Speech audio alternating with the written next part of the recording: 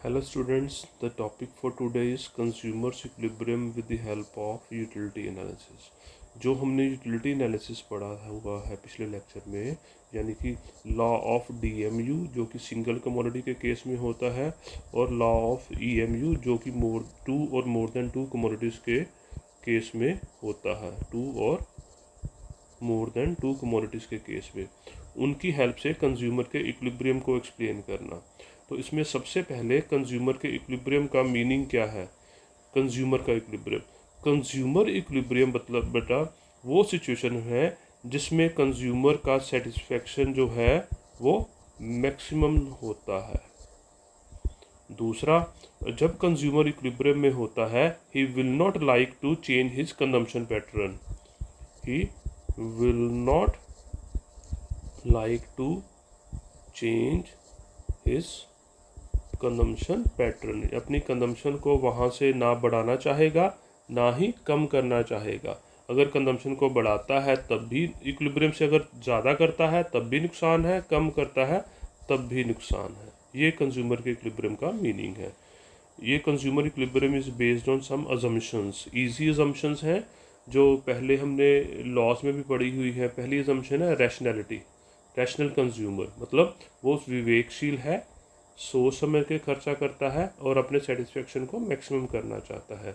MU of money remains constant, पैसे की सीमांत उपयोगिता सेम रहती है। Taste of consumer are constant. Divisibility of goods, goods को एक एक सिंगल यूनिट में बांटा जा सकता है। परफेक्ट नॉलेज है कंज्यूमर को। Income and prices are constant. ये अजम्पशन, एक और अजम्पशन है इंडिपेंडेंट यूटिलिटीज़, मतलब कमोडिटी से मिलने वाली यूटिलिटी इंडिपेंडेंट है। एक कमोडिटी से मिलने वाली यूटिलिटी सिर्फ उसी पे डिपेंड करती है, दूसरे पे डिपेंड नहीं करती। वैसे ये गलत है क्योंकि स्कूटर से मिलने वाली यूटिलिटी इंडिपेंडेंट नहीं है, वो पेट्रोल की अवेलेबिलिटी पे डिपेंड करती है। Now explanation of consumers equilibrium और डिटर्मिनेशन ऑफ कंज्यूमर्स इक्विलिब्रियम, इसको हम दो ढंग से एक्सप्लेन करेंगे, in case of single commodity और इन केस ऑफ टू और more than two commodities. First, consumer equilibrium in case of single commodity, मतलब कंज्यूमर अपनी इनकम को सिर्फ एक कमोडिटी पर खर्च कर रहा है। अगर कंज्यूमर अपनी इनकम को सिर्फ एक कमोडिटी पर खर्च कर रहा है तो ये उसके इक्विलिब्रियम की कंडीशन है कि MU ऑफ कमोडिटी एक्स, यानी कि marginal utility of commodity X is equal to price of commodity X. इसको टेबल से भी शो कर सकते हैं। टेबल में हमने बेटा 3 कॉलम्स बनाए हैं, units, marginal utility and price. Law of DMU के कारण जैसे जैसे वो अपने कंजम्पशन और बढ़ाएगा, मार्जिनल यूटिलिटी कम होती जाएगी। 10, 8, 6, 4, 2, 0 और -2। प्राइस मान लीजिए कांस्टेंट है, तो ये इक्विलिब्रियम का कंजम्पशन लेवल है क्योंकि यहाँ पर मार्जिनलिटी और प्राइस दोनों बराबर है। वो अगली 4 यूनिट की कंजम्पशन नहीं करेगा क्योंकि उससे प्राइस वो पे कर रहा है 6, यूटिलिटी मिल रही है 4 यूटिल्स, तो इसलिए ये इस यहाँ से वो पीछे आना चाहेगा। तो ये इक्विलिब्रियम का पॉइंट है। तो इसको डायग्राम से भी शो करते हैं। देखो डायग्राम बच्चे मैं यहाँ बना देता हूँ। आप हॉरिजॉन्टल एक्सिस पर हमने कमोडिटी को लिया, यूनिट्स को लिया, वर्टिकल एक्सिस पर मार्जिनलिटी एंड प्राइस को लिया। हमने बिना पॉइंट्स के बना रहे हैं डायग्राम, मतलब वो 1, 2, 3, 4, 5, 6 वाले पॉइंट्स यहाँ नहीं ले रहे। ये प्राइस है, प्राइस कांस्टेंट है 6 रुपये, this is PX and this is marginality of commodity X। तो ये इक्विलिब्रियम का पॉइंट है E, और ये इक्विलिब्रियम क्वांटिटी है OM। क्लियर?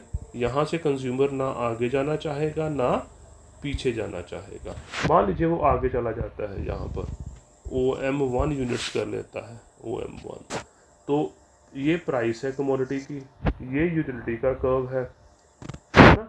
तो प्राइस ज़्यादा है यूटिलिटी से, इतनी ज़्यादा है, यानी कि लॉस हो रहा है, तो यहाँ से वो पीछे आना चाहेगा। इसी तरह से अगर वो अपने कंजम्पशन को OM2 कर ले, ये OM2 कर लेता है, तो यहीं पर रुक गया, तो ये जो उसका प्रॉफिट था ना, प्रॉफिट है ना, ये उसका बेनिफिट है ना, गेन है, क्योंकि यहाँ पर यूटिलिटी ज़्यादा है, प्राइस नीचे है ना। तो यूटिलिटी ज़्यादा है, प्राइस नीचे है, तो ये गेन है, ये गेन उसको मिलेगा ही नहीं फिर। वो यहीं पर रुक गया है। तो इस गेन को लेने के लिए वो यहाँ से आगे जाना चाहेगा। तो ये उसका इक्विलिब्रियम है। इससे मतलब ना वो आगे जाएगा तब भी नुकसान है, पीछे आएगा तब भी नुकसान है। ये हो गया consumers equilibrium in case of single commodity. अब करते हैं consumers equilibrium in case of two और more than two commodities.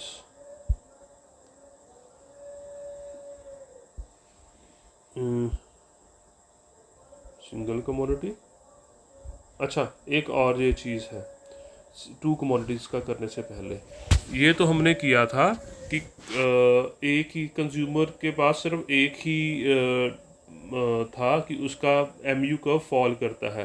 But अगर उसका MU कर्व ऐसे जिग जैग वाला है कि पहले बढ़ गया, फिर फॉल कर गया और फिर ऊपर चला गया, ठीक है ना। तो ये कंडीशन जो इक्विलिब्रियम की कंडीशन हमने करी थी कि MUX is equal to PX, वो यहाँ पर भी पूरी हो रही है, यहाँ पर भी पूरी हो रही है, यहाँ पर भी पूरी हो रही है, राइट। बट इक्विलिब्रियम का पॉइंट ये भी नहीं हो सकता, ये भी नहीं हो सकता, ये वाला होगा, क्योंकि एक और कंडीशन है कि MU शुड बी फॉलिंग। यहाँ पर MU फॉल कर रहा है, यहाँ पर इंक्रीज कर रहा है, यहाँ पर भी इंक्रीज कर रहा है। तो ये इक्विलिब्रियम के पॉइंट नहीं है, A और C। B is the point of equilibrium. Mathematical derivation भी है, ये है with the help of derivatives. तो आपने अगर डेरिवेटिव कर ली है तो इसको पढ़ लेना मुश्किल नहीं है।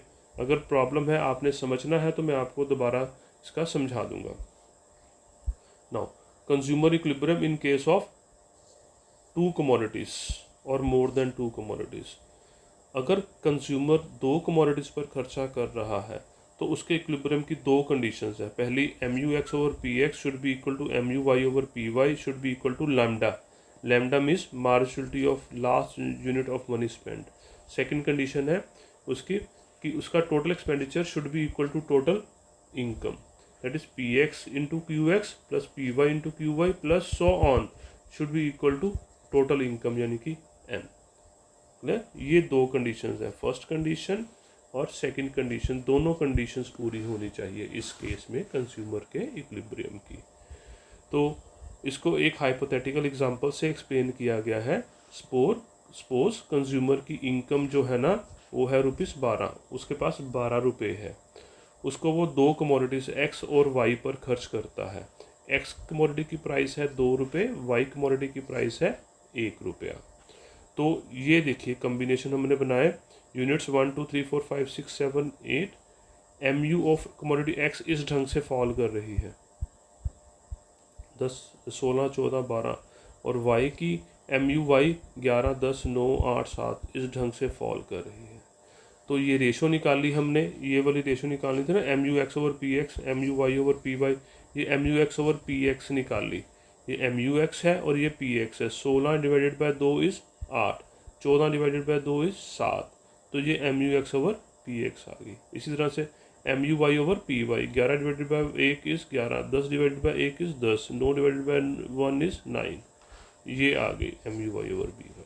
अब हमने ये कंडीशन देखनी है। अब ये जो पहली वाली कंडीशन है ना बेटा, देखो MUX over PX is equal to MUY over PY, ये बराबर कई जगह पर है। ये जैसे 8 एंड 8 भी बराबर है, 7 एंड 7 भी बराबर है, 6 एंड 6 भी बराबर है, 5 एंड 5, 4 एंड 4, ये सारी बराबर है। 5 जगह पर ये पहली कंडीशन पूरी हो रही है, 5 पॉइंट्स हैं। बट हमने वो भी देखना है कि सेकंड कंडीशन भी पूरी हो रही हो, कि उसका total expenditure should be equal to total income. उसके पास इनकम कितनी है 12 रुपये, मतलब वो 12 के 12 रुपये खर्च करे। तो वो तभी होता है X की जब वो 3 और Y की 6 यूनिट्स ले, राइट। तो यहाँ पर इक्विलिब्रियम में है, यानी कि कंज्यूमर कहाँ पर इक्विलिब्रियम में है, जहाँ पर वो X कमोडिटी की 3 यूनिट्स और Y कमोडिटी की 6 यूनिट्स कंज्यूम कर रहा है। तो यहाँ पर इक्विलिब्रियम की दोनों कंडीशंस पूरी हो रही हैं। देखो पहली MUX और PX MUY और PY is equal to 6, okay. और ये सेकंड कंडीशन देखते हैं, PX कितना है 2, क्वांटिटी ऑफ X कितनी है 3 यूनिट्स, PY कितना है 1 रुपया, क्वांटिटी कितनी ले रहा है वो 6 यूनिट्स। तो 6 + 6 12, टोटल एक्सपेंडिचर उसका 12 टोटल इनकम के बराबर आ गया, तो कंज्यूमर इक्विलिब्रियम में है। अब इसको भी हम एक डायग्राम से, 2 पार्ट डायग्राम से एक्सप्लेन करेंगे। ये 2 पार्ट डायग्राम है। ये वाली पार्ट एक्स कमोडिटी का है, ये वाला पार्ट वाई कमोडिटी का है। इधर हमने मनी इनकम को लिया और इधर हमने MUX marginal utility over price को लिया। ठीक है, तो मैं ये डायग्राम ना यहाँ पर बनाता हूँ बच्चे। ये डायग्राम है कमोडिटी एक्स की और ये डायग्राम है कमोडिटी वाई की। इधर कंज्यूमर ने लिया, उसके पास मनी इनकम जो है, ये एक्स का कर्व फॉल कर रहा है, MUX ओवर PX, ये वाई का है, MUY ओवर PY। यहाँ से एक लाइन ड्रॉ करी, कंज्यूमर के पास टोटल MN इनकम है, MN इनकम है। उसमें से अगर वो OM खर्च कर दे कमोडिटी एक्स पर और ON खर्च कर दे कमोडिटी वाई पर, तो दोनों से मिलने वाली जो रेशो है ना, MUX over PX MUY over PY बराबर है ना। कि इधर हमने मार्जिनल ओवर प्राइस लिया था ना, तो ये रेशो बराबर आ गई ना कि MUX ओवर PX, ये यहाँ पर लिखा हुआ MUX over PX MUY over PY is equal to AM and BN, ये बराबर आ गई। उसका टोटल एक्सपेंडिचर भी उसकी टोटल इनकम के बराबर है और ये MUX और PX MUY और PY की रेशियो भी AM और BM बराबर आ गई, तो कंज्यूमर इक्विलिब्रियम में है। मान लीजिए वो इक्विलिब्रियम को डिस्टर्ब करता है, मतलब वो सपोज X की 1 यूनिट और बढ़ा दे, M1 A1 के करीब उसको यूटिलिटी में गेन हो जाएगा बढ़ने से, क्वांटिटी बढ़ने से। पर क्योंकि इनकम कांस्टेंट है ना, अगर वो एक्स की 1 यूनिट बढ़ाता है तो वाई की कम करनी पड़ेगी, यहीं पर वो रुक जाएगा, तो इतना उसको लॉस होगा। Clearly loss is more than gain, तो यहाँ कंज्यूमर इक्विलिब्रियम में नहीं है। तो कंज्यूमर इक्विलिब्रियम में वहीं पर है जहाँ पर ये दोनों कंडीशंस पूरी हो रही हैं, MUX over PX is equal to MUY over PY और उसका total expenditure is equal to total income. तो ये कंज्यूमर का इक्विलिब्रियम आ गया इन केस ऑफ 2 और मोर देन 2 कमोडिटीज़। ये इसकी मैथमेटिकल डेरिवेशन भी है जो कि लैग्रेंजे फंक्शन के साथ एक्सप्लेन की गई है। तो इसको आपने अगर पढ़ना है किसी स्टूडेंट ने, वो मेरे से अलग से समझ लेना, पर इससे पहले आप मैथ्स में जो आपने लैग्रेंजे मल्टीप्लायर किया है उसको ज़रूर कर लेना। ओके बेटा, thank you so very much.